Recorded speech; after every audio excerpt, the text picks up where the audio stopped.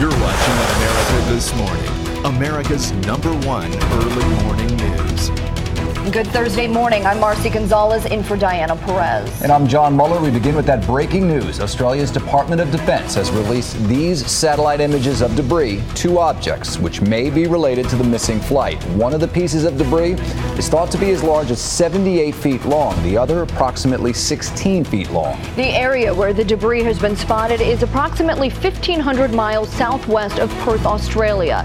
In that vicinity, the ocean is well over a mile deep, if not more. It's in the area known to mariners as the Roaring Forties, southern latitudes notorious for wild weather and waves. An American P-8 Poseidon subhunter is over the scene searching for the debris at this moment. The plane's long-range radar can provide high-resolution images over both water and land. The hope is that it can provide a clearer picture of any pieces of debris. ABC's David Wright is on the plane, and he filed this report on his way to the search scene. Hey, this is David Wright. I am on board a U.S. Navy P-8 Poseidon. That's a search and rescue vessel. The call sign for this flight is Rescue 74.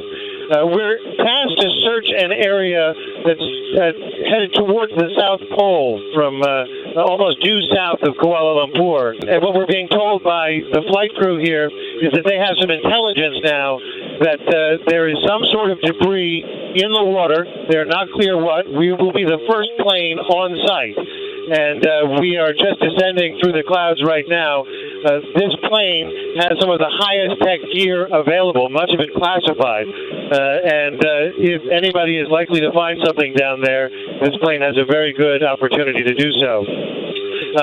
It's a serious enough sighting of debris that not only is this plane headed into the area, but 2 Australian planes are also headed this way. They're going to be combing the waters for the next several hours. We'll be searching for 3 hours, looking both visually from the plane and also with all the high-tech gear they have on board to see what this might be in the water. It may be a false alarm, but they seem to be treating it as a very promising sign. It's about 1,400 miles from Antarctica, 2,775 miles southwest of Kuala Lumpur, and about 1,300 miles from Australia. We've been traveling 3 hours just to get to this site. We'll have 3 hours close to the water to search for whatever might be down there, and then 3 hours to fly back. This is David Wright aboard a U.S. Navy P-8 Poseidon, call sign Rescue 74, about 1,300 miles southwest of Australia. Our thanks to David Wright. And now let's go to ABC News aviation expert Stephen Ganyard for his take on these developments. Don't get radar returns off of nothing.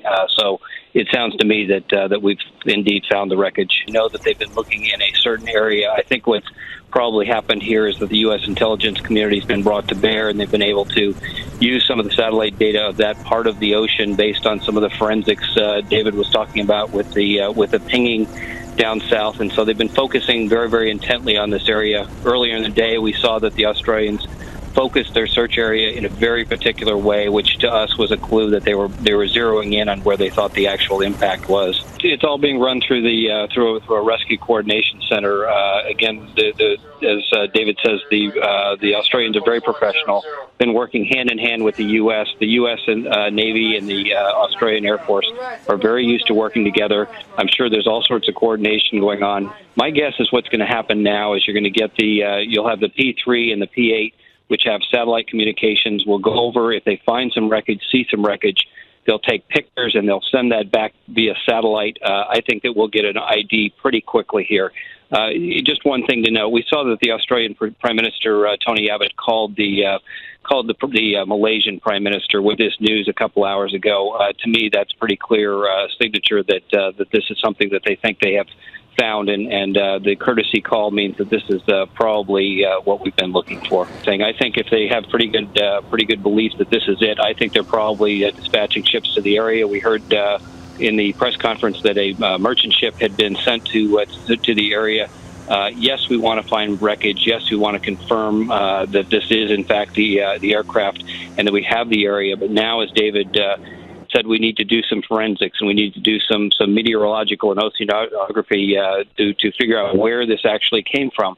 And yes, this is good news, but we also need to remember that in the Air France mishap, we were on top of that wreckage 5 days after the mishap.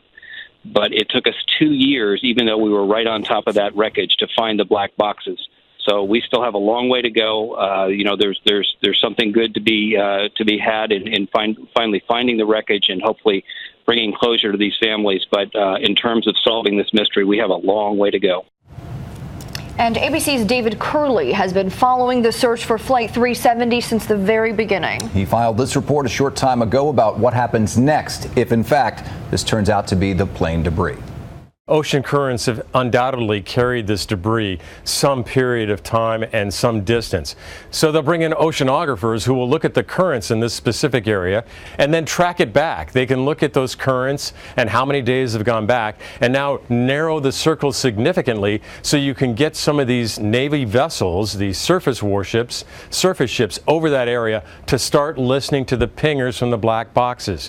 Now, those batteries on those black boxes have 2+ more weeks on them. So if this is it and you get vessels on station rather quickly, there's a good chance you can hear it. You can hear those pingers up to 20,000 feet down.